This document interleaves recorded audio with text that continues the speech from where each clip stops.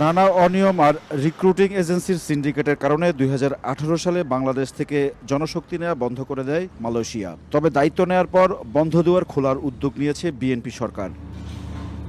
গেল সপ্তাহে মালয়েশিয়া সফর করেন প্রবাসী কল্যাণমন্ত্রী আরিফুল হক চৌধুরী ও প্রধানমন্ত্রীর উপদেষ্টা মাহাদি আমিন। এ নিয়ে রোববার সচিবালয়ে ব্রিফিংয়ে মাহাদি আমিন জানান, শীঘ্রই উন্মুক্ত হবে মালয়েশিয়ার শ্রমবাজার। আমরা মালয়েশিয়ার মাননীয় প্রধানমন্ত্রী দাতু সেরি আনোয়ার ইব্রাহিমের সাথে কথা বলেছি।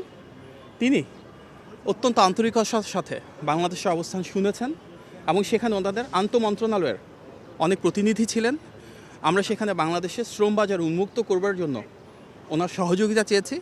তিনি নির্দেশনা দিয়েছেন যত দ্রুত সম্ভব বাংলাদেশে যেন বিদেশে বিশেষত মালয়েশিয়ার জনশক্তি রপ্তানিকে সহজতর করে আবার পুনরায় চালু করা সম্ভব হয়। স্বল্প ব্যয়ে ও স্বচ্ছ প্রক্রিয়ায় মালয়েশিয়ায় শ্রমিক পাঠাতে দুই দেশ একমত হয়েছে বলেও জানান প্রধানমন্ত্রীর উপদেষ্টা। কিভাবে আমরা বিদেশে যাওয়া প্রক্রিয়াটাকে আরও স্বচ্ছ করতে পারি, বিশেষত মালয়েশিয়ায় যারা কাজ করতে যাচ্ছেন তাদের জন্য অভিবাসন ব্যয় কমিয়ে আনতে পারি। অবৈধ শ্রমিকদের বৈধ করার বিষয়ে আলোচনা হয়েছে বলে জানান মাহাদি আমিন।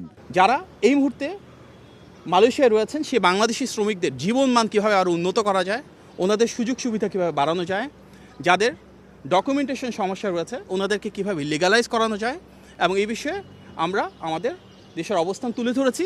আরও জানান, প্রধানমন্ত্রী তারেক রহমানকে মালয়েশিয়া সফরের জন্য আমন্ত্রণ জানিয়েছে দেশটির সরকার। এক্ষেত্রে আমাদের মাননীয় প্রধানমন্ত্রী অত্যন্ত আন্তরিক। ইমরুল আহসান, সময় সংবাদ, ঢাকা।